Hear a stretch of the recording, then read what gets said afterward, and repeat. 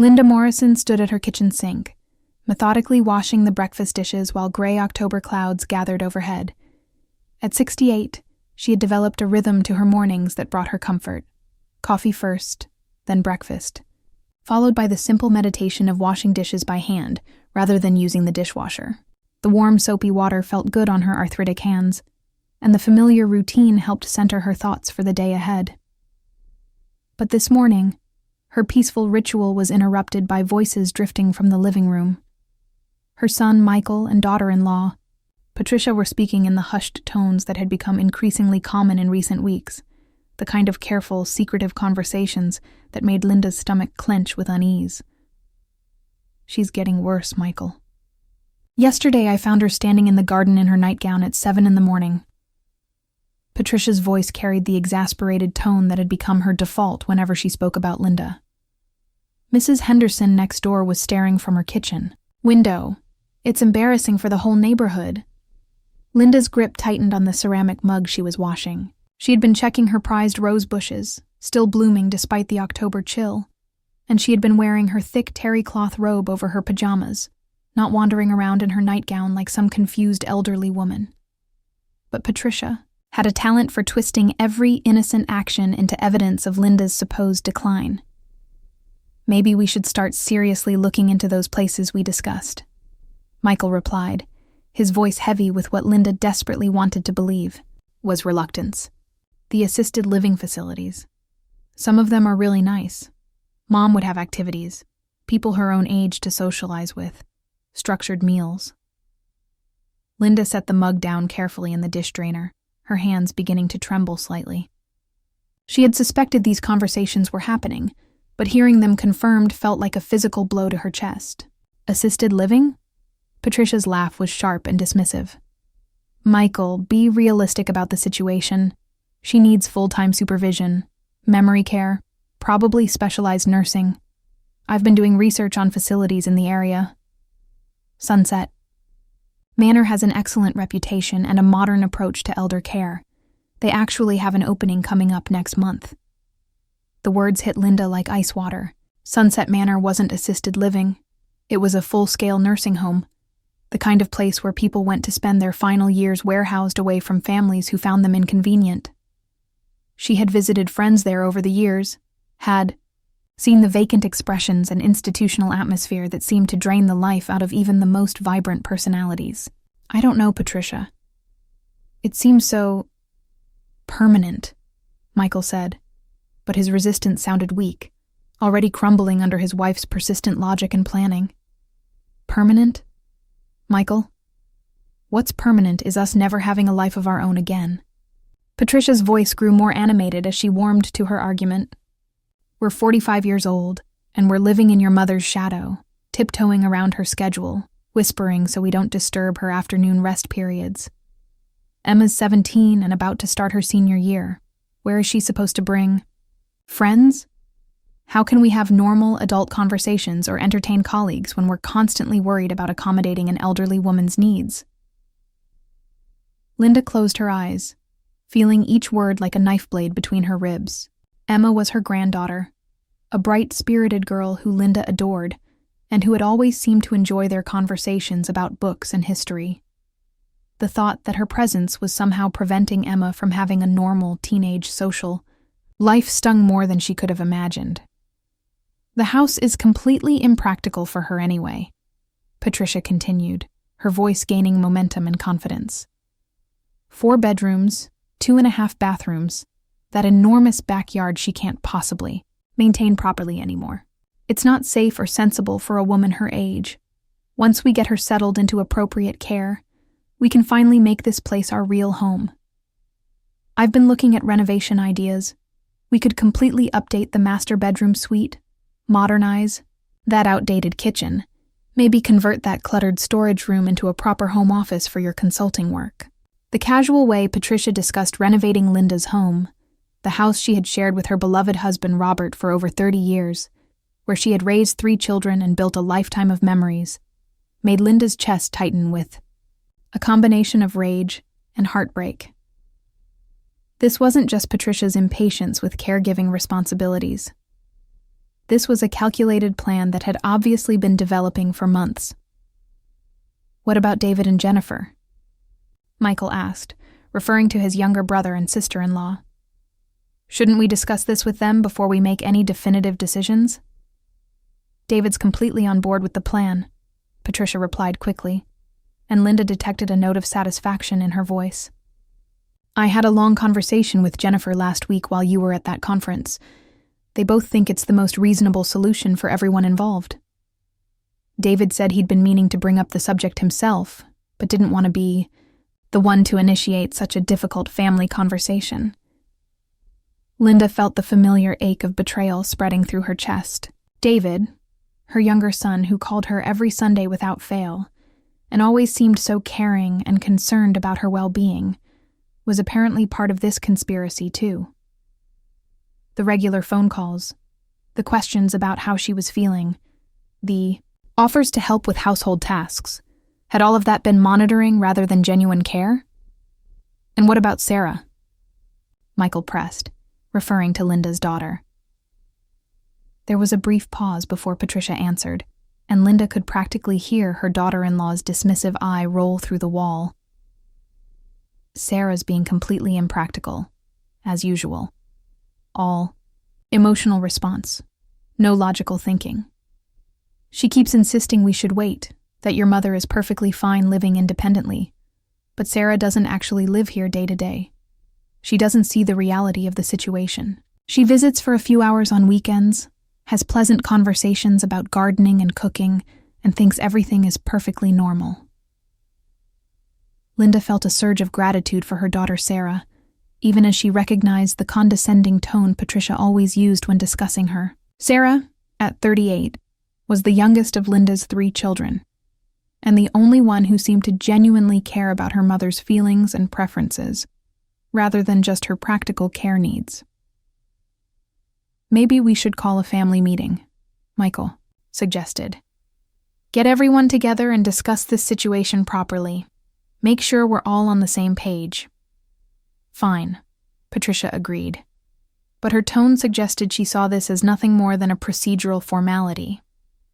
"But Michael, we really can't afford to wait indefinitely. I've already submitted preliminary paperwork to Sunset Manor, and the social worker indicated it could take anywhere from 3 to 6 months to get an available bed, assuming your mother qualifies for their level of specialized care." "She qualifies?" Michael sounded genuinely surprised by this information. "I may have emphasized certain concerns and incidents in the application," Patricia said carefully, and Linda could hear the calculated nature of her daughter-in-law's planning. "I mentioned the confusion episodes, the memory lapses, the safety concerns we've observed. The social worker seemed to think she'd be an appropriate candidate for their memory care wing." Linda's eyes snapped open in shock and anger. What confusion episodes? What memory lapses? What safety concerns? She balanced her own checkbook every month, drove to her doctor's appointments and grocery shopping trips without incident, cooked her own meals, and maintained her social connections with friends from church and her book club. Yes, she occasionally misplaced her reading glasses or momentarily forgot where she had set down her coffee cup. But what person of any age didn't experience those minor inconveniences? The conversation in the living room continued, but Linda found herself unable to process the specific words. Her mind was reeling with the devastating realization that her family, the children she had raised with love and sacrifice, the people she had always believed would protect and support her, viewed her as nothing more than an obstacle to their personal plans and ambitions. She thought about the 3 years that had passed since Robert's death, when grief had threatened to consume her entirely. Michael and Patricia had moved in temporarily to help her navigate the transition from marriage to widowhood, a gesture she had been genuinely grateful for at the time. The house had felt so empty and echoing without Robert's presence, and having family nearby had provided comfort during those dark months. But somewhere along the way, temporary had become permanent, and their supportive presence had gradually transformed into something that felt more like supervision and control. At first, it had been small suggestions presented as helpful advice. Patricia recommending that Linda shouldn't drive after dark, anymore, even though her night vision was perfectly adequate. Michael taking over the lawn maintenance, claiming the mower was too heavy and potentially dangerous for her to operate, even though she had been caring for the yard independently for decades. Gradually, they had assumed responsibility for more and more household decisions, always framing their interference as concern for her safety and well-being. Doctor's appointments were scheduled around Patricia's availability to drive her, even though Linda was perfectly capable of driving herself. Grocery shopping became a shared activity where Patricia could monitor Linda's food choices and spending habits. Social activities were subject to Michael's approval and Patricia's assessment of whether they were appropriate for someone Linda's age. Now Linda understood the truth with painful clarity. They hadn't moved in to help her transition through grief. They had moved in to take over. And now that they were comfortable and established in her home, she had become the inconvenient obstacle that needed to be removed so they could claim full ownership of the life they had built at her expense. The sound of footsteps in the hallway interrupted Linda's racing thoughts. She quickly assumed a casual posture at the sink, pretending to be focused on finishing the dishes as Michael and Patricia entered the kitchen. Their conversation immediately shifted to lighter topics, and Linda recognized the careful way they monitored their words when they knew she might be listening. "Good morning, Mom," Michael said, with the forced cheerfulness that had become his standard tone with her over the past year. "Did you sleep well? You're up early today." Linda turned to face her eldest son, studying his familiar features for any sign of the love and respect she had once seen there. Instead, she found polite distance and barely concealed impatience, the expression of someone going through the motions of filial duty without any genuine emotional connection. "I slept fine, thank you," she replied evenly. "I've always been an early riser, you know that." Patricia bustled around the kitchen with unnecessary energy, wiping down counters that were already clean and reorganizing items that were perfectly well arranged. Linda recognized this as one of Patricia's nervous habits, the way she used busy work to avoid direct conversation when she was feeling guilty or uncomfortable. "Linda, I was thinking we should probably schedule an appointment with Dr. Williams, soon," Patricia announced without looking directly at her mother-in-law. "It's been a while since your last comprehensive checkup, and at your age, it's important to stay on top of any changes in your health status." "I saw Dr. Williams 6 weeks ago for my regular quarterly appointment," Linda replied calmly. "He said my blood pressure, cholesterol, and cognitive function were all excellent for someone my age. He specifically commended me on maintaining my independence and active lifestyle." Linda watched Patricia's face tighten at this information, clearly not the response she had been hoping for. "Well, yes, your physical health seems fine," Patricia said with a patronizing smile that made Linda's teeth clench. "But I was thinking more about having him perform one of those mental status evaluations. You know, just to establish a baseline for future reference. It's really quite routine for people in their late 60s. Nothing to be concerned about." The suggestion was presented as casual medical advice, but Linda understood it for what it really was: an attempt to create official documentation of cognitive decline that could be used to support involuntary placement in a care facility. She felt a chill of fear mixed with outrage at the calculated nature of Patricia's manipulation. "I'm quite capable of managing my own healthcare decisions, Patricia," Linda said, keeping her voice steady despite the anger building in her chest. "If I feel I need any kind of cognitive assessment, I'm perfectly capable of requesting one from my doctor myself." An uncomfortable silence settled over the kitchen like a heavy blanket. Michael shifted his weight from foot to foot, clearly caught between his wife's expectations and his mother's resistance. Patricia's smile became increasingly forced, and Linda could see frustration and irritation building behind her carefully, controlled expression. "Of course, Linda," Patricia said finally, her tone suggesting that Linda was being unnecessarily difficult about a perfectly reasonable suggestion. "I was simply trying to be helpful. We all worry about you living here, alone, that's all." "I'm not living here alone," Linda pointed out reasonably. "You and Michael live here too." "Well, yes," But that's not really a permanent solution, is it? Patricia's mask slipped slightly, revealing a flash of her true feelings. I mean, we all have our own lives to live. The words hung in the air like an accusation, and Linda felt the final pieces of the puzzle clicking into place. Patricia wasn't just tired of caring for an elderly relative. She was tired of sharing space with the actual owner of the house she had come to think of as her own. You're absolutely right, Linda said quietly. We all do have our own lives to live.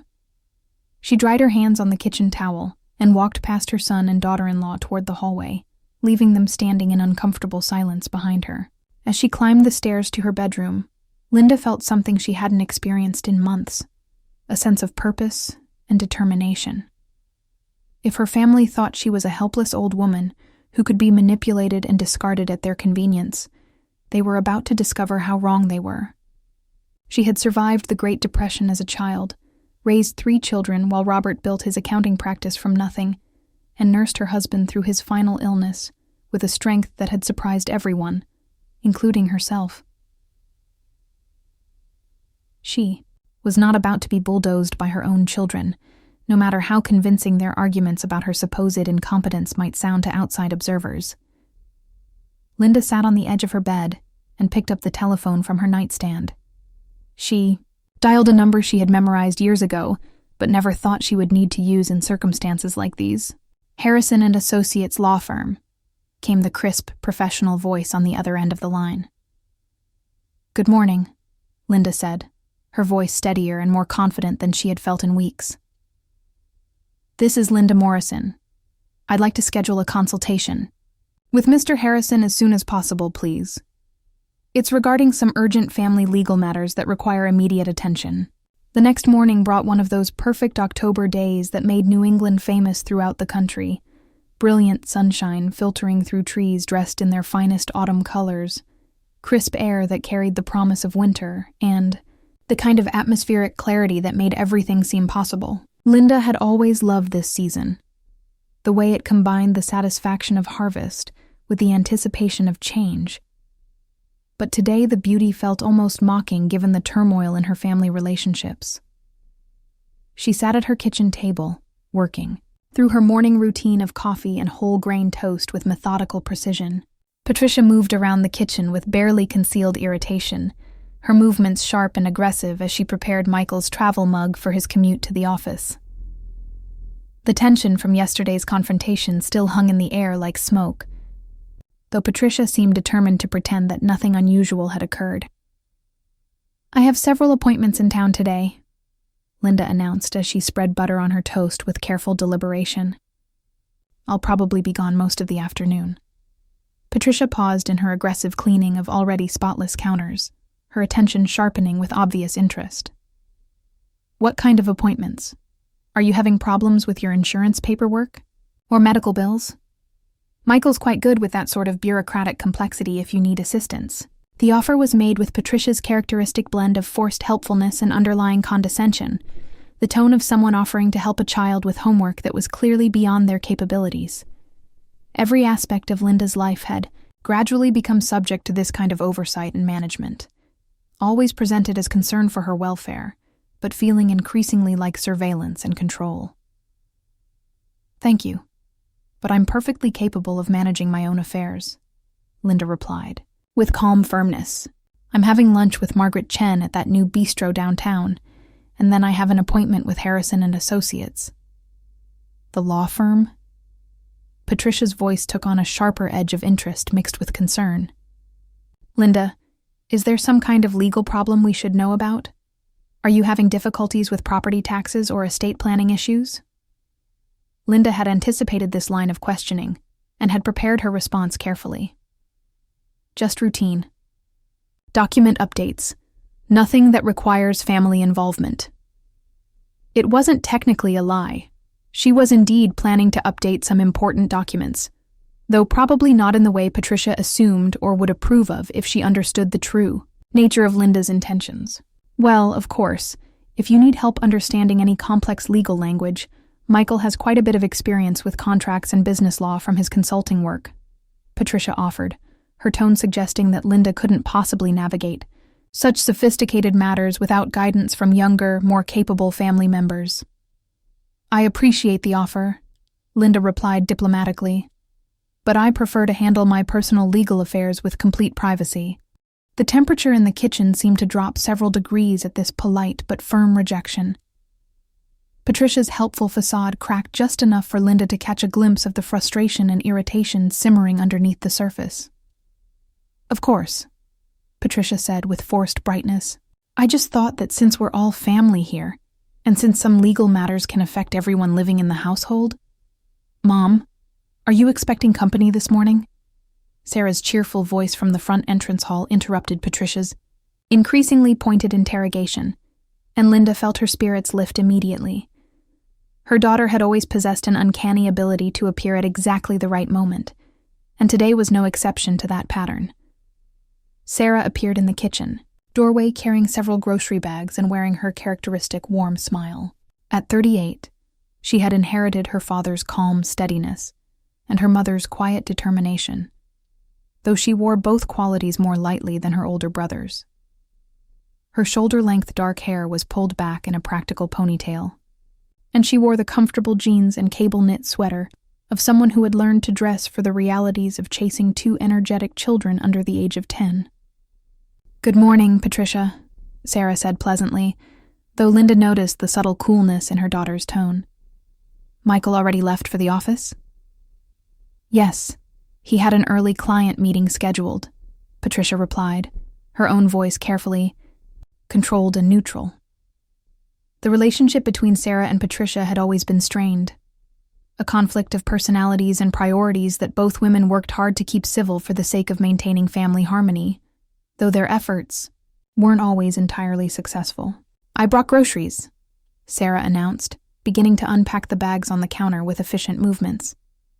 "Mom, you mentioned last week that you were running low on those whole grain crackers you like for your afternoon snacks, and I picked up some of that herbal tea blend Dr. Williams recommended for managing your arthritis pain." Linda watched Patricia's face tighten with obvious displeasure at this display of thoughtful attention to Linda's specific preferences and needs.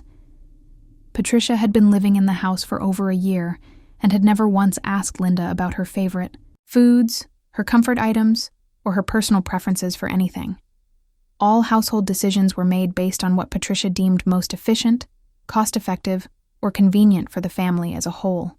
"You really didn't need to go to that trouble, sweetheart," Linda said, though her voice was warm with genuine appreciation for her daughter's consistent thoughtfulness. "But thank you for remembering." "It's no trouble at all," Sarah replied, continuing to organize the groceries with the practiced efficiency of an experienced mother.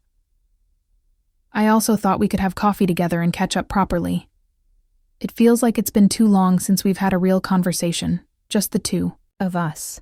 Patricia gathered her cleaning supplies with unnecessary force, creating small banging sounds as she shoved items into the utility closet. "Well, I have my own errands to run this morning anyway. Linda, please be extra careful driving today. The weather forecast mentioned possible afternoon rain showers, and wet leaves can make the roads quite slippery for older drivers." The warning was delivered with Patricia's standard combination of false concern and subtle insult, designed to reinforce the idea that Linda was becoming increasingly incapable of handling routine activities that she had been managing independently for decades. After Patricia had finally left the house, the atmosphere in the kitchen immediately relaxed, as though some oppressive weight had been lifted from the room. Sarah and Linda settled at the kitchen table with fresh coffee, and Linda felt herself beginning to breathe normally for the first time in days.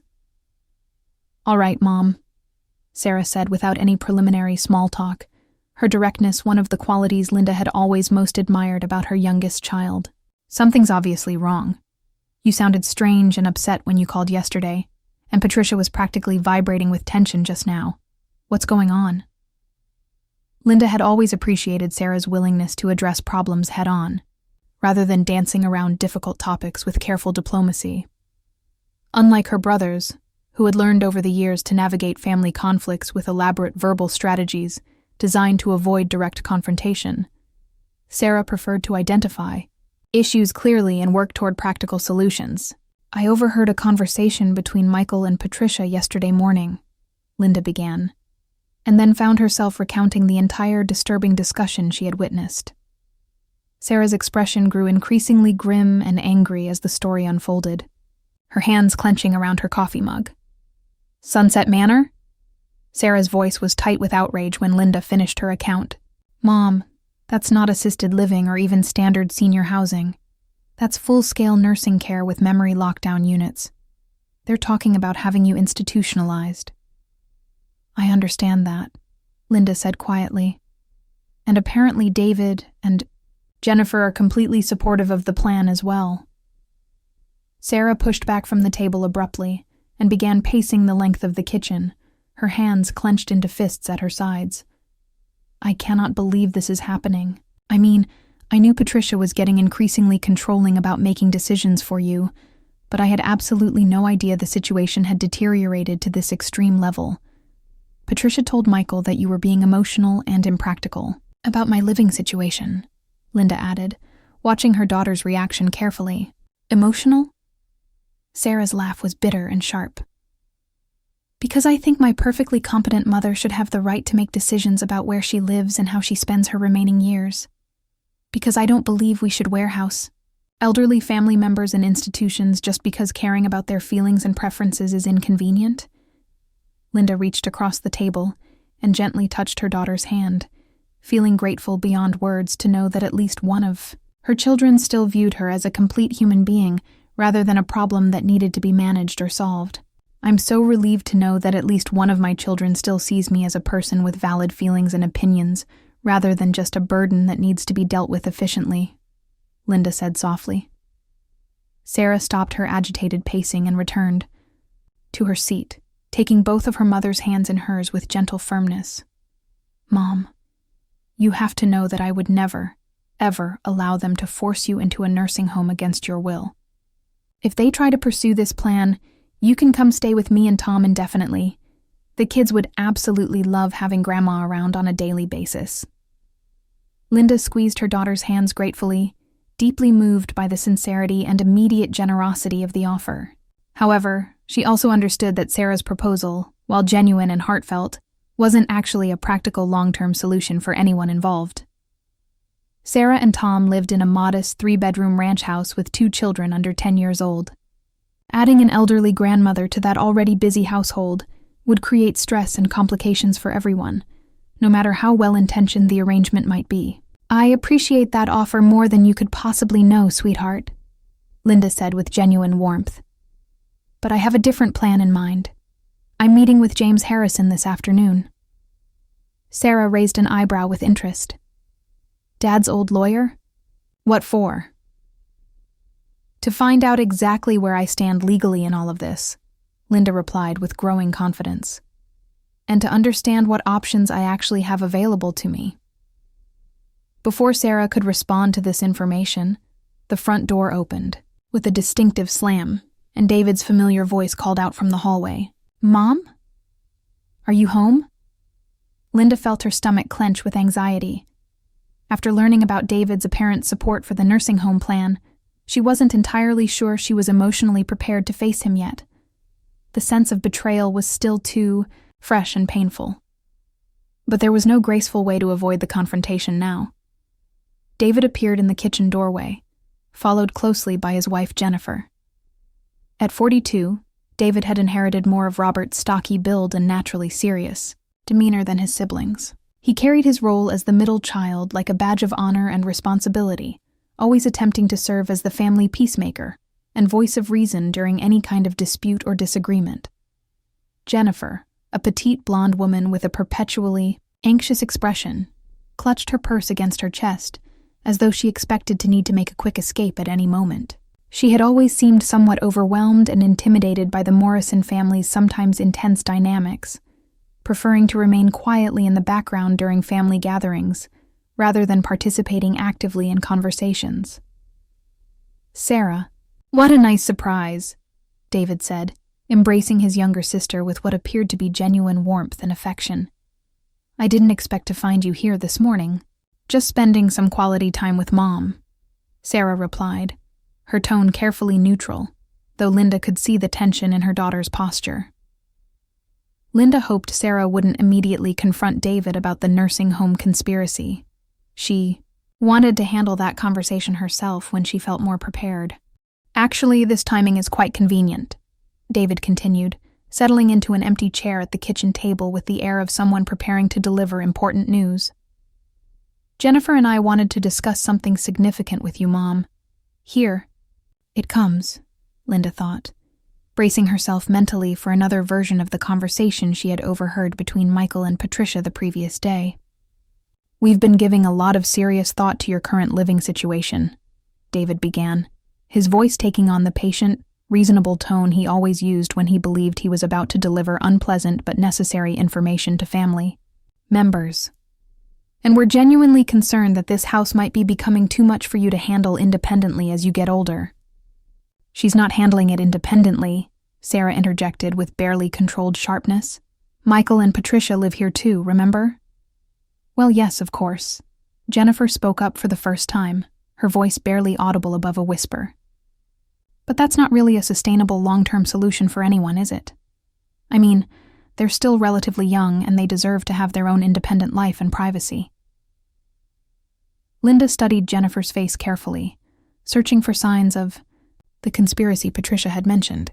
However, Jennifer seemed genuinely uncomfortable with the entire conversation, as though she were reluctantly repeating arguments she had been persuaded to accept, rather than expressing positions she had reached through her own analysis of the situation. "What exactly are you suggesting?" Linda asked, though she already knew perfectly well what the answer would be. David leaned forward across the table, his expression earnest and concerned in a way that might have been touching if Linda hadn't already known about his true intentions. "There are some genuinely wonderful senior living facilities in this area, Mom. Places where you could have your own private apartment, but also have access to assistance when you need it. Social activities, meal programs, medical care available, on-site 24 hours a day. It might actually provide you with a much better quality of life than trying to maintain this big house." "You mean assisted living facilities?" Linda asked, though she suspected the reality was somewhat different. "Well," David hedged uncomfortably, "there are various different levels of care available depending on individual needs. We just want to make sure you have access to whatever level of support would be most appropriate and beneficial for your situation." Sarah's chair made a loud scraping noise as she pushed back from the table with obvious agitation. "This is absolutely unbelievable. Are you people seriously sitting around making detailed plans about Mom's entire future without even bothering to ask her what she wants, or how she feels about any of this?" "Sarah, please try to be reasonable," David said with the long-suffering tone of an older brother who had spent years dealing with what he perceived as his younger sister's excessive emotional responses to family situations. "We're attempting to have a mature, adult conversation about a genuinely difficult situation that affects everyone in the family." "Mature adult conversation?" Sarah's voice rose with indignation. "You mean the kind of mature conversation where you decide that a perfectly competent 68-year-old woman needs to be shipped off to an institution because actually caring about her feelings and preferences is too inconvenient for the rest of the family?" "That's completely unfair, and you know it," David protested, though Linda could see a guilty flush creeping up his neck toward his ears. "This isn't about convenience. It's about making sure Mom gets the best possible care and support as she ages." "Then why didn't you start by asking her what kind of care and support she actually wants?" Sarah demanded. "When was the last time any of you bothered to have a conversation with Mom about her own goals and preferences for her future?" Jennifer shifted uncomfortably in her seat, looking as though she wished she could disappear entirely. "Sarah, that's not entirely fair to everyone involved. We all genuinely care about your mother's well-being. We're just trying to think practically about what might be best for her in the long run." "You're thinking about what Patricia tells you to think," Sarah shot back with obvious frustration. "When was the last time you actually spent time with Mom without Patricia present to interpret every interaction for you?" Linda watched this argument unfold with a mixture of sadness and fascination. It was as though her children were discussing A piece of furniture that needed to be relocated rather than a human being with her own thoughts, feelings, and preferences about her life. That's enough, Linda said quietly, but with sufficient authority to cut through the escalating bickering. I appreciate everyone's concern for my welfare, but I believe I'm still capable of making my own decisions about where and how I want to live. David looked relieved at his mother's calm, measured tone, apparently interpreting it as reasonableness and cooperation rather than the steel-backed determination it actually represented. "Of course you are, Mom," he said in a soothing voice. "We absolutely respect your autonomy. We just want to make sure you have access to all the relevant information you need to make the best possible decision for your situation." "Then perhaps you should have started by asking me what information I felt I needed," Linda replied evenly, "rather than completing applications to care facilities without my knowledge or consent." All the color drained from David's face as though someone had pulled a plug. "How did you—" "I have functional hearing, David," Linda said with quiet firmness. "And despite what some people in this family seem to believe, I'm not as oblivious to conversations that take place in my own house, as everyone apparently assumes." An uncomfortable silence settled over the kitchen like a heavy blanket. Jennifer stared fixedly at her hands. David looked everywhere except directly at his mother, and Sarah watched the scene unfold with grim satisfaction. "We were just trying to be prepared for all possibilities," David said finally, his voice weak with embarrassment. "These facilities often have significant waiting lists, and we thought if we started the preliminary paperwork process, you thought you would make major decisions about my life without consulting me first," Linda interrupted, finishing his sentence with uncomfortable accuracy. "And that assumption was both wrong and inappropriate." She stood up from the table with deliberate dignity, feeling stronger and more determined than she had in many months. "I have important appointments to keep today, and I need to prepare for them. Sarah, would you like to join Margaret and me for lunch at the new bistro?" "I would love that," Sarah said, gathering her purse with obvious relief at the opportunity to escape the escalating family tension. "David? Jennifer?" Linda nodded politely toward her son and daughter-in-law. "Thank you for your visit. I think we should continue this conversation at a more appropriate time, after I've had the opportunity to gather some additional information that might be relevant to our discussion." As Linda and Sarah prepared to leave the house together, Sarah squeezed her mother's arm with supportive affection. "I'm really proud of how you handled that situation, Mom. You were firm but fair, and you didn't let them intimidate you." Linda smiled, feeling a familiar spark of her old confidence and determination, returning after months of feeling diminished and marginalized. "Oh, sweetheart, that was just the preliminary round. Wait until you see what I have planned for the main event." The Harrison and Associates law office occupied the entire second floor of a meticulously restored Victorian mansion in the heart of downtown Millbrook's historic district. The building spoke of old money, established families, and the kind of legal practice that had been serving the same clients for multiple generations. Linda had visited these offices only a handful of times over the decades. When she and Robert had initially drafted their wills as young married couple, when they had handled the paperwork for refinancing their house during the housing boom of the 1990s, and most recently, 3 years ago, when she had needed professional assistance settling Robert's complex estate after his death.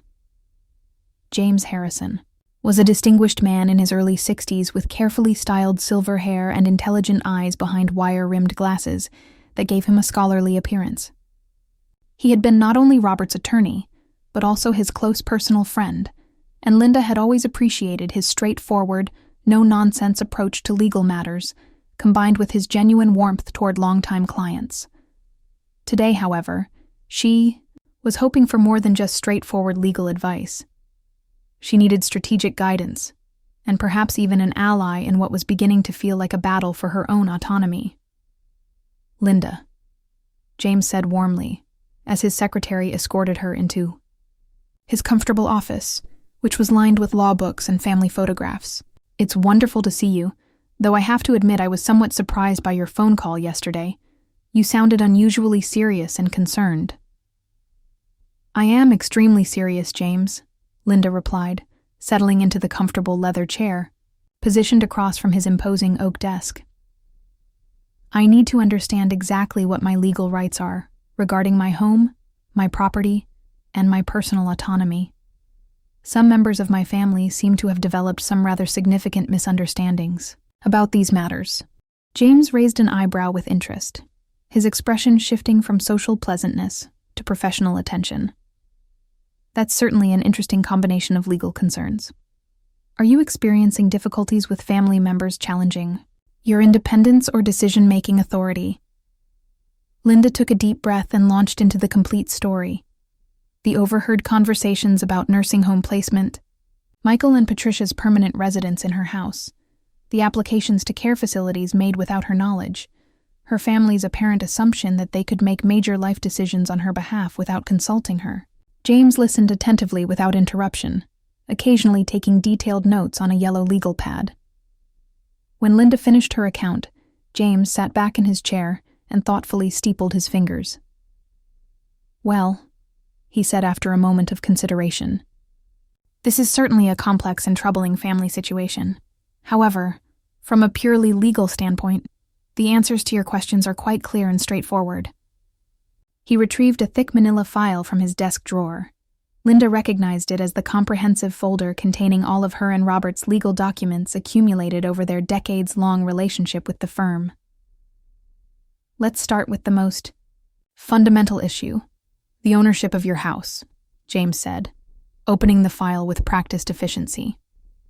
"When Robert passed away 3 years ago, the property at 247 Maple Street transferred automatically to you under the joint tenancy with right of survivorship arrangement that you and Robert had established when you first purchased the house. In 1992, this means you became the sole legal owner immediately upon his death." Linda nodded, remembering that period of grief and confusion when she had been struggling to understand all the legal and financial implications of widowhood. "However," James continued, flipping through several documents, "approximately 6 months after Robert's funeral, you came to my office asking about the most effective way to ensure that your children would inherit the house without complications or tax burdens after your eventual death." Linda felt a flutter of anxiety.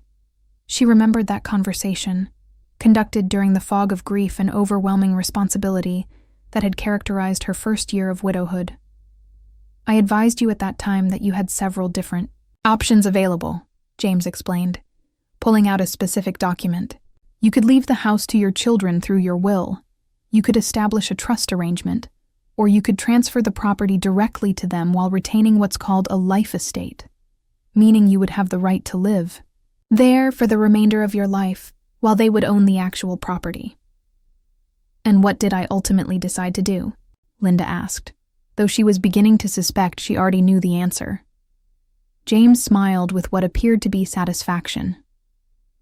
"You told me you wanted to take some time to think carefully about all the options and their implications, and that you would get back to me with your final decision. As far as our records indicate, you never made any changes to the original ownership arrangement. But let me verify this information by checking the most current county property records." He turned to his computer and spent several minutes searching through official databases while Linda waited, her heart beating faster as she began to understand the full implications of what she was hearing. "Exactly as I expected," James said, turning back to face her with a pleased expression. "According to the current Worcester County property records, the house at 247 Maple Street remains titled solely and completely in the name of Linda Morrison. You are the exclusive legal owner of that property. Your children have absolutely no legal claim to ownership unless and until you decide to transfer the property to them voluntarily, or until you pass away, and the property is distributed according to the terms of your will."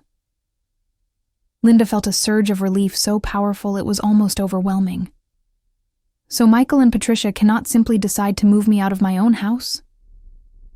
"Absolutely not," James said with firm certainty. "You have every legal right to ask them to leave your property at any time you choose, for any reason you choose, or for no reason at all. Regardless of family relationships, they are essentially tenants living in your home at your discretion and generosity." And regarding the nursing home situation and the question of my mental competency? James's expression grew more serious and professional. That's where the legal situation becomes more complex, but not in the way your family members seem to believe.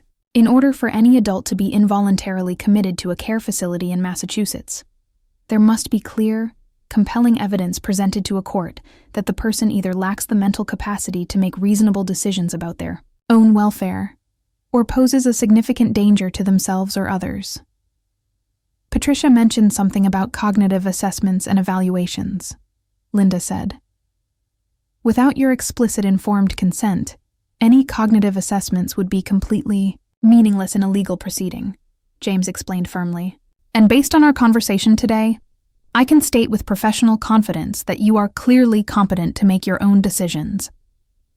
You drove here independently, you've explained a complex family situation in a coherent and logical manner, and you're asking appropriate and intelligent questions about your legal rights and options. Linda felt another powerful wave of relief, followed immediately by a surge of anger at her family's presumptuous behavior and manipulative tactics.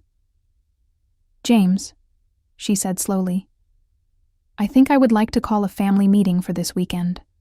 Would you be willing to attend as my legal representative?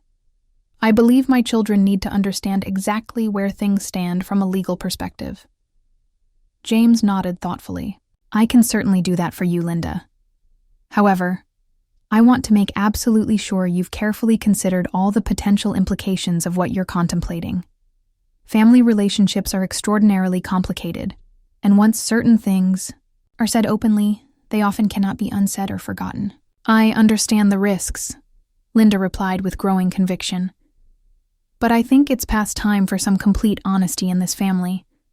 My children seem to have forgotten that I'm their mother and a competent adult, not their burden or their problem, to be solved.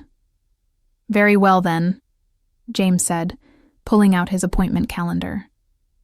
When would you like to schedule this family meeting? Saturday afternoon at 2:00, Linda said decisively. That will give everyone adequate time to make arrangements to be present. I'll clear my schedule, James confirmed, making a note. Is there anything specific you'd like me to prepare in advance? Actually, yes, Linda said, feeling her confidence growing.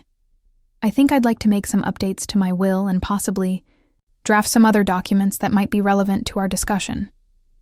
As Linda drove home through the tree-lined streets of her neighborhood, she felt more energized and purposeful than she had experienced in many months. The brilliant October afternoon seemed to welcome her back from some long, difficult journey. She had spent so many months feeling powerless and marginalized in her own home that she had almost forgotten what it felt like to be in complete control of her own destiny and decisions. When she pulled into her familiar driveway, she noticed that Patricia's sedan was absent, but Michael's SUV was parked along the street, indicating that he had returned early from his consulting appointments. This meant she would have to face him before she felt entirely ready for the confrontation. But perhaps that was for the best. Avoiding difficult conversations had never been her style. She found Michael in the living room, still dressed in his business attire, but with his tie loosened and his suit jacket draped carelessly over the back of a chair. He appeared tired and somewhat stressed, and Linda felt a brief pang of maternal sympathy for him despite her anger about the morning's revelations and his apparent betrayal of her trust.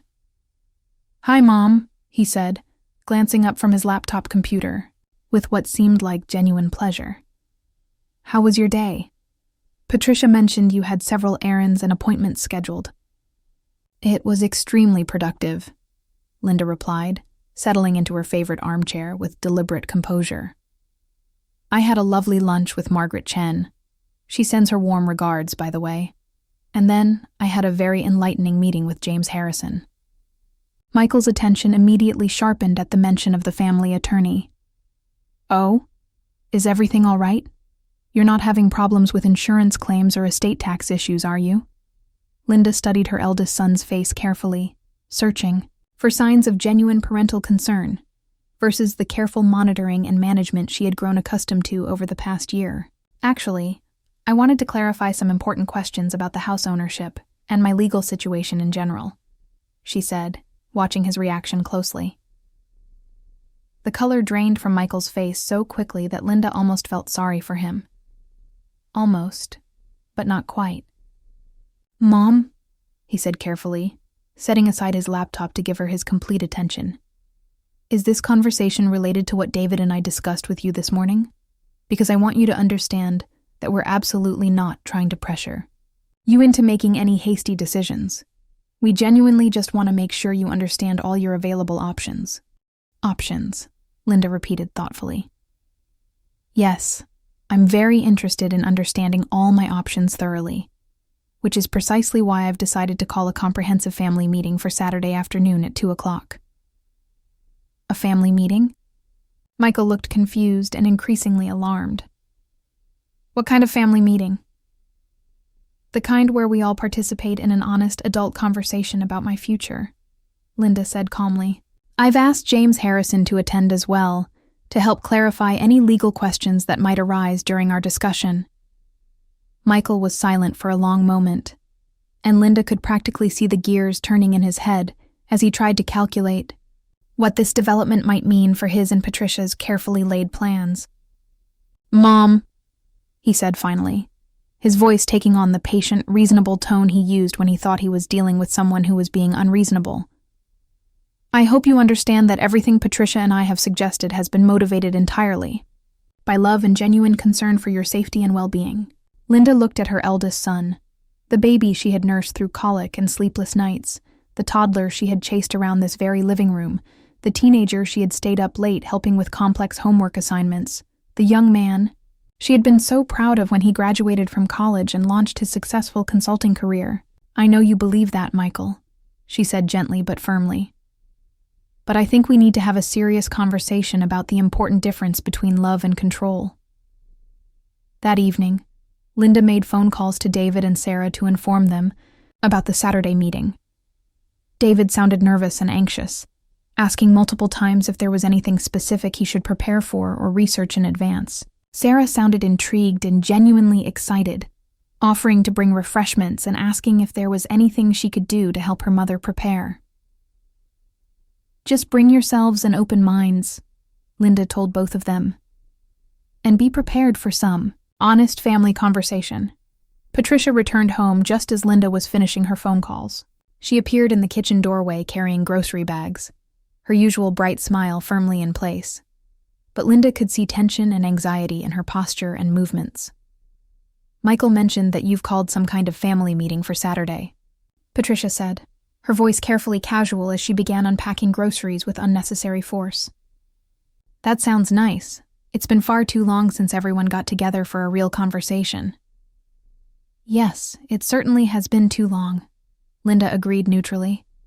"Is there anything specific you wanted to discuss or address?" Patricia pressed, her need to control extending even to family meetings. "I'd be happy to help prepare an agenda or coordinate logistics if that would be helpful." Linda almost smiled at Patricia's instinctive attempt to manage even this situation. "Thank you for the offer, but I believe I have everything well organized." That night, Linda lay in bed staring at the ceiling of the master bedroom she and Robert had shared for so many happy years. The house was quiet, except for the familiar sounds of old wood settling and the gentle whisper of autumn wind through the ancient maple tree outside her window. The same tree Robert had climbed to rescue a neighbor's cat during their first year in the house. For the first time in many months, she felt genuinely like herself again. Not the diminished, marginalized version of herself that her family had been treating her as, but the strong, capable woman who had raised 3 children essentially single-handedly while Robert built his accounting practice, managed a household and social life that had been the envy of her neighbors, and navigated the complex challenges of widowhood with grace and determination.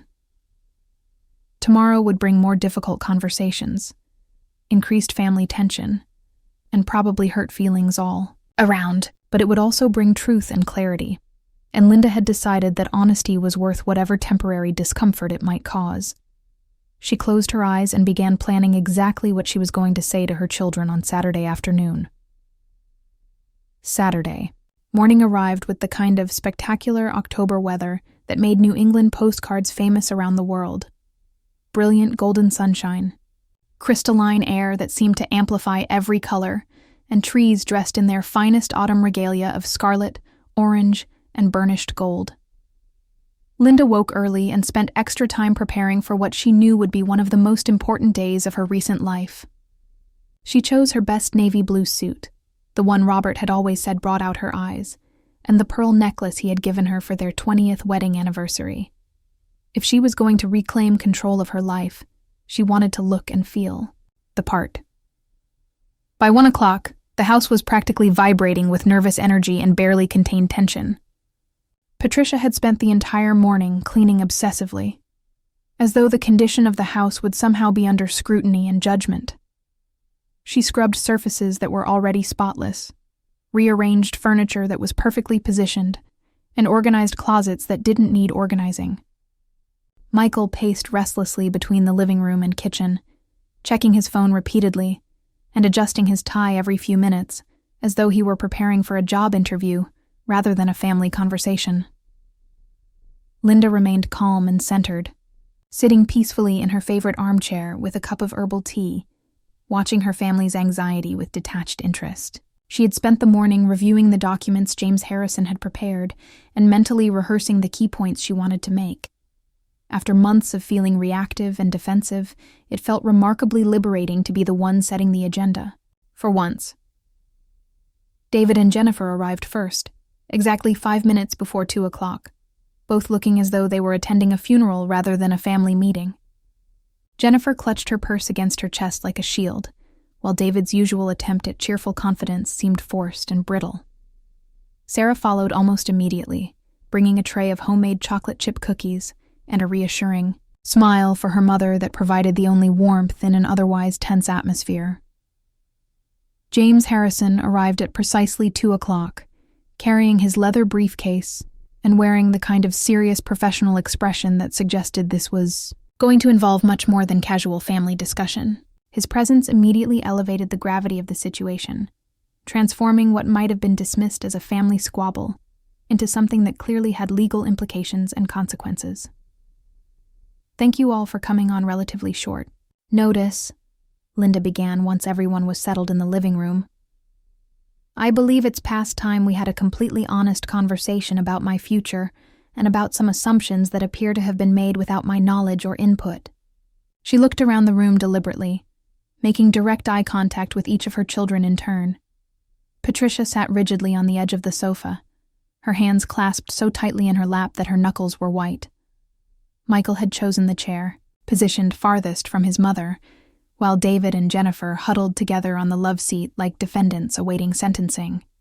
Only Sarah appeared relaxed and comfortable, sitting cross-legged on the floor near Linda's chair in a clear gesture of solidarity and support. "Over the past several weeks," Linda continued, her voice steady and authoritative, "I have become aware that there have been extensive discussions about my living situation, my mental capacity, and my future care needs. These discussions have taken place entirely without my knowledge or participation, which I find both deeply hurtful and completely inappropriate." "Mom," Michael began automatically, but Linda held up her hand in a gesture that stopped him immediately. "I'm not finished speaking," she said with quiet authority. "I have also learned that applications have been completed and submitted to care facilities on my behalf, again without my knowledge, consent, or participation. I have been described to these institutions as confused, forgetful, and unsafe to live independently, descriptions that bear absolutely no resemblance to reality and appear to have been deliberately fabricated to support a predetermined conclusion." The silence in the room was so complete that Linda could hear the antique grandfather clock ticking in the corner, the same clock that Robert had painstakingly restored during the early years of their marriage as a weekend hobby project. "I want to make several things absolutely clear to everyone present," Linda continued, her voice growing stronger and more confident with each word. "First, I am 68 years old, not 88. I am in excellent physical and mental health, as confirmed by my recent comprehensive medical examinations. I drive independently. I cook my own meals. I manage my own finances, and I make my own decisions about my daily life. Any suggestion that I am incapable of caring for myself, is both factually inaccurate and personally insulting. Second, Linda's voice took on an edge of steel. I am not your burden, your obligation, or your problem that needs to be solved efficiently. I am your mother. There is a fundamental difference between caring for someone and attempting to control them. And lately, several people in this family seem to have completely confused these two very different concepts. Sarah nodded approvingly, while the others shifted uncomfortably in their seats, unable to meet Linda's direct gaze. Mom, David spoke up hesitantly. We honestly never intended to make you feel that way. We were just trying to... You were trying to manage me, Linda interrupted firmly. To make major decisions about my life based on what was most convenient for your own plans rather than what was appropriate or desired by me. And that brings me to the most important point of this entire conversation. She gestured toward James Harrison, who opened his briefcase with professional efficiency and removed several official-looking documents. I've asked James to attend this meeting to clarify some significant legal matters that seem to have been fundamentally misunderstood by multiple family members, Linda announced. James, would you please explain to my family the current legal ownership status of this house? James cleared his throat and addressed the room in his most professional courtroom voice. Certainly. According to all current legal documents and county property records, the house at 247 Maple Street is titled solely and exclusively in the name of Linda Morrison. She is the complete legal owner and retains full authority over the property, including the absolute right to determine who may or may not reside here. The effect of this simple statement was immediate and dramatic. Patricia's mouth actually fell open in shock. Michael's face flushed deep red with embarrassment, and David looked as though he had been physically struck. Jennifer made a small gasping sound and seemed to shrink further into the love seat. That's impossible, Patricia said, her voice barely above a whisper. This house has been in the Morrison family for over 30 years. It belongs to all the children equally. That's what families do. I'm afraid that assumption is completely incorrect, James replied with calm professional authority. When Robert Morrison died 3 years ago, the property transferred automatically and exclusively to his surviving spouse under their joint tenancy arrangement. No subsequent changes have been made to the legal title or ownership structure. But we've been living here for over a year, Michael protested desperately, as though physical residence somehow created legal ownership rights. We've been maintaining the property, paying for repairs and improvements, treating it as our home. You have been living here as invited guests in your mother's home, James corrected with firm clarity. Your financial contributions to maintenance and improvements, while no doubt appreciated, do not create any legal claim to ownership of the property. Linda watched with fascination as the realization slowly dawned on her family's faces. All their careful planning, all their assumptions about eventually taking over the house once she was safely institutionalized, had been based on a fundamental misunderstanding of basic property law. Furthermore, James continued, consulting his notes, regarding the matter of assisted living or nursing care arrangements, Mrs. Morrison is under absolutely no legal obligation to accept such arrangements unless she chooses to do so voluntarily. Any attempt to force her into institutional care against her clearly expressed wishes would constitute elder abuse under Massachusetts state law and could result in serious criminal charges. Elder abuse? Jennifer gasped, her face going pale. We would never intentionally. Completing applications for nursing home placement without the knowledge or informed consent of a competent adult absolutely constitutes a form of elder abuse under current state statutes, James said firmly, as does deliberately misrepresenting someone's mental state or physical capabilities to care facilities or medical professionals. Patricia stood up abruptly, her carefully maintained composure finally cracking completely. Her face was flushed with anger, embarrassment, and what appeared to be genuine outrage. This is absolutely ridiculous and unfair. Linda, you're obviously being manipulated by this lawyer who's probably charging you enormous fees to turn you against your own family. We're the people who love you and want what's genuinely best for your welfare. What's genuinely best for my welfare, Linda replied with icy calm, is to be treated with basic respect and human dignity in my own home. What's best for me is to have my personal autonomy acknowledged and my clearly expressed wishes honored, rather than dismissed. What's best for me is not to be discussed like I'm not present in the room or planned around like I'm a piece of inconvenient furniture. Patricia's fragile self-control finally shattered entirely. You want to talk about respect and consideration? How about acknowledging the fact that Michael and I have completely put our own lives on hold to take care of you?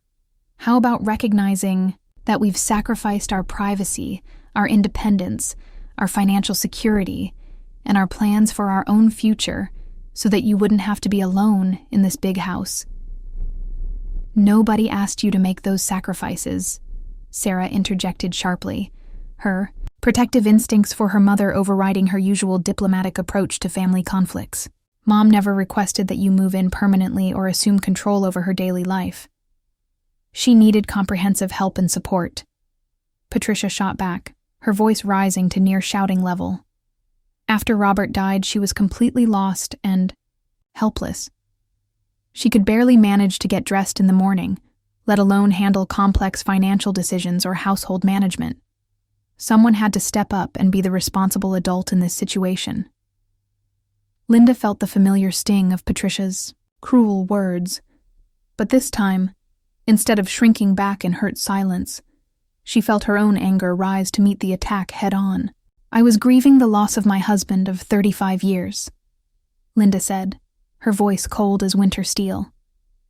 I was learning to navigate the complex transition from being part of a married couple to being a single widow at 65 years old. That emotional process is not the same thing as being mentally incompetent, and it certainly didn't give you the right to assume permanent control over every aspect of my life. We were providing essential help and support, Michael said weakly. But even he seemed to realize how hollow and self-serving his words sounded in the current context. You were helping yourselves to a rent-free living situation, Linda replied bluntly. You gradually took over my household decisions, marginalized my personal preferences, and slowly pushed me to the periphery of my own life. And when even that level of control wasn't sufficient for your comfort, when my continued presence became inconvenient to your long-term plans for renovation and entertaining, you decided the most efficient solution was to warehouse me in a nursing home. That's completely unfair and you know it, David protested, though his voice lacked conviction. We all genuinely care about you, Mom. We want you to be safe and happy and well cared for. Linda turned to look directly at her younger son, seeing the genuine distress and confusion in his familiar features. Unlike Michael and Patricia, whose motivations seemed increasingly selfish and calculated, David's participation in their plan appeared to stem from misguided good intentions rather than personal gain. David, she said more gently, when was the last time you actually asked me directly if I was happy with my current living situation?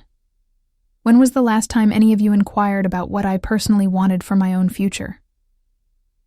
David opened his mouth to respond, then closed it again as he realized he couldn't remember ever having such a conversation with his mother. Exactly, Linda said with sad resignation. You've all been so busy deciding what you thought was best for me that you completely forgot to find out what I actually wanted for myself. The room fell into uncomfortable silence, except for the steady ticking of the grandfather clock.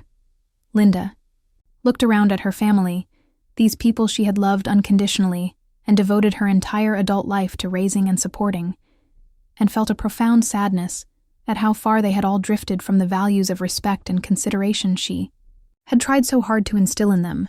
So, she announced with renewed determination, I have made some important decisions about how we're going to proceed from this point forward. James Harrison reached into his briefcase and withdrew several more official documents. Mrs. Morrison has asked me to prepare some legal paperwork that will clarify everyone's situation and expectations going forward. First, Linda announced, I am updating my will and estate planning documents.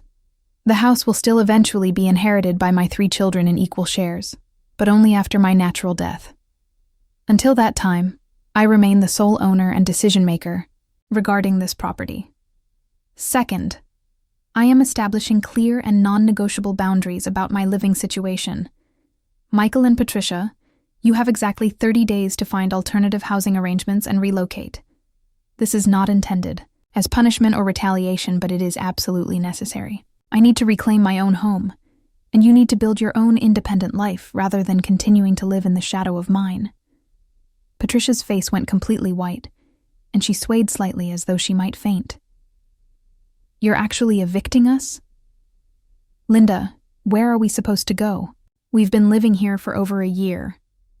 All our savings and investments have been allocated based on the assumption that we wouldn't have housing expenses, because we thought this house would eventually— You thought you would inherit this property while I was still alive and capable of living here independently. Linda finished bluntly. That assumption was your mistake to make, not my responsibility to accommodate. Mom, please reconsider this decision, Michael said desperately, his voice taking on a pleading quality she hadn't heard since he was a child. We can definitely work this out through compromise and communication. We can give you much more space, and independence and privacy. You don't have to force us to leave entirely. Linda felt a moment of maternal wavering as she saw the genuine distress in Michael's face. Despite everything that had happened, these were still her children, and witnessing their pain tugged at her deepest parental instincts. But then she remembered the calculating way Patricia had discussed renovating their house, the casual dismissal of Linda's feelings and preferences, and the nursing home applications completed without her knowledge or consent. I have already spent months reconsidering and hoping for improvement, Michael, she said with firm resolve. I kept waiting for you to remember that this is my home and my life. Instead, the situation continued to deteriorate. Third, Linda continued, I want it clearly understood by everyone present that any future discussions about my living arrangements, my medical care, or my personal life decisions will include me as the primary participant, not as a subject to be discussed and planned around. I am mentally competent to make my own choices, and I fully intend to continue exercising that right. Sarah began clapping softly, and Linda gave her daughter a grateful smile of acknowledgement. Finally, Linda said, her voice softening slightly, I want all of you to understand that I love you deeply and unconditionally. I will always love you, regardless of what has happened or what may happen in the future. But genuine love does not mean accepting disrespect or surrendering my fundamental autonomy as an adult human being. If you want to continue being part of my life going forward, it will need to be on terms of mutual respect and authentic care, not control and manipulation for your own convenience. The room immediately erupted in multiple overlapping voices as everyone tried to speak simultaneously. Patricia was crying and protesting loudly. Michael was attempting to negotiate and bargain. David was apologizing profusely and repeatedly, and Jennifer looked as though she desperately wanted to disappear entirely from the situation. Through all the chaos and emotional upheaval, Linda remained calm and completely resolute. She had said everything that needed to be said, and she had meant every single word. James Harrison began explaining the specific legal documents that would formalize Linda's decisions and protect her rights. But most of the family was too upset and distracted to pay close attention to the technical details. Eventually, Patricia stormed out of the room in tears, followed closely by Michael. David and Jennifer stayed just long enough to serve as witnesses for Linda's updated will and power of attorney documents, then made their excuses and departed as quickly as politeness allowed.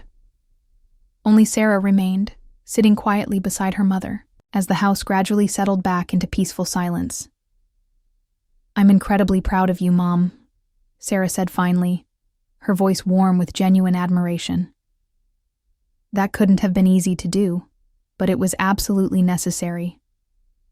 Linda sighed deeply, feeling suddenly exhausted but also strangely peaceful and liberated. It was one of the most difficult things I've ever had to do. But you're right, it was completely necessary. Do you think they'll eventually come around and accept your boundaries? Sarah asked thoughtfully. Michael and David, Patricia might be too invested in being right to ever admit she was wrong, Linda considered the question carefully, drawing on decades of experience with her children's personalities and patterns. I genuinely hope so, sweetheart. But if they choose not to accept my right to make decisions about my own life, that will be their choice to make. I can't control how they react to having appropriate boundaries established any more than I could. Control their initial decision to try to run my life without consulting me. What will you do now? Sarah asked with curiosity. I mean, after Michael and Patricia move out and you have your house back to yourself? Linda smiled, feeling a spark of genuine excitement about the future for the first time in many months. I'm going to live, sweetheart. Really live. I'm going to plant an entirely new garden next spring. Maybe take that pottery class I've been thinking about for years. I might even do some traveling. There are so many places your father and I always meant to visit but never quite found the time for. That sounds absolutely wonderful, Sarah said with enthusiasm. And, Linda added with a mischievous glint returning to her eyes, I'm going to thoroughly enjoy having my house back to myself again. I'd almost forgotten how nice it is to walk around in your own home without feeling like you're intruding on someone else's space. 3 weeks later, Linda stood in her driveway watching the professional moving truck pull away with the last of Michael and Patricia's belongings. The moving process had been conducted in almost complete silence, with communication limited mainly to terse, practical exchanges about logistics, forwarding addresses, and the return of house keys. The lack of reconciliation hurt more than Linda was willing to admit, even to herself.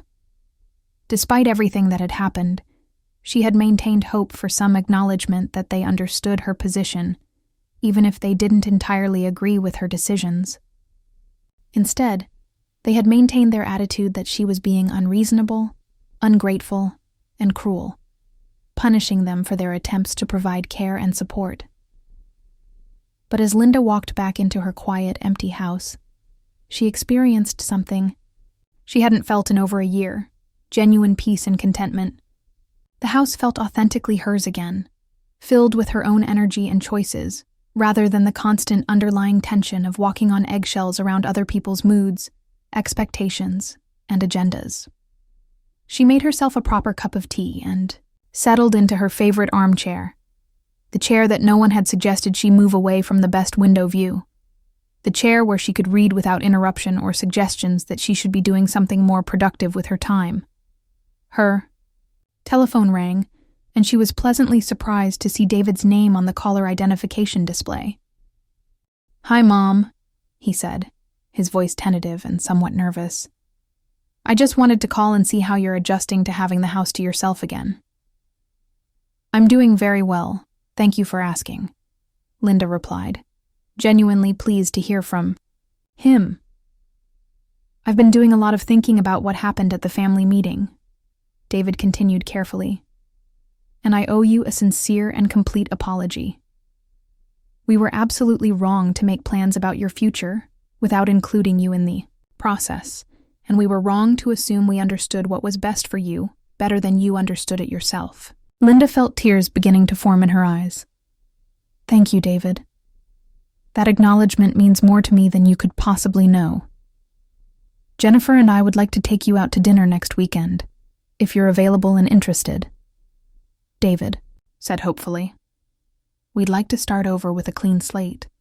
Maybe get to know the person you are right now instead of the person we assumed you were." "I would enjoy that very much," Linda said, smiling for the first time in days. After she ended the phone call, Linda sat peacefully in her quiet living room and felt something she hadn't experienced in years, genuine excitement about her future possibilities. She was 68 years old, in excellent health, financially secure, and finally free to make her own choices about how to spend her remaining years. She pulled out a notebook and began making a comprehensive list of all the things she wanted to do, all the dreams and interests she had set aside during the years of caregiving, grief, and accommodating other people's expectations and demands. The list grew longer and longer, and with each item she wrote down, Linda felt more like her authentic self again. Outside her window, the October wind rustled through the ancient maple trees, and Linda smiled as she watched the colorful leaves dance in the afternoon sunlight. Change could be beautiful, she realized with growing appreciation. Even when it was difficult and painful, even when it required difficult choices and hurt feelings, change could open doors to possibilities that had been hidden or forgotten for too long. She was Linda Morrison, homeowner, mother, grandmother, and completely autonomous human being. And for the first time in over a year, she was exactly where she belonged, in her own home, living her own life, making her own decisions, on her own terms. The telephone rang again, and this time, the caller was Sarah.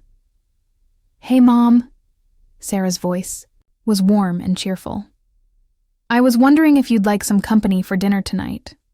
I could bring Chinese takeout from that place you like, and we could catch up properly without any family drama or tension." "That sounds absolutely perfect," Linda said, and meant it with her whole heart. As she hung up the phone, Linda looked around her peaceful, quiet living room and felt a deep sense of satisfaction and accomplishment. She had fought for her independence and dignity, and she had won. She had demanded respect and consideration from her family, and she had received it from the people who truly mattered. Most importantly, she had proven to herself that she was still the strong, capable, determined woman she had always been. The house on Maple Street was quiet now, but it certainly wasn't empty. It was full of possibility, full of peace, and full of the kind of deep contentment that came from knowing exactly who you were and refusing to apologize for it. Linda Morrison was home in every sense of the word, and she intended to stay that way for many years to come.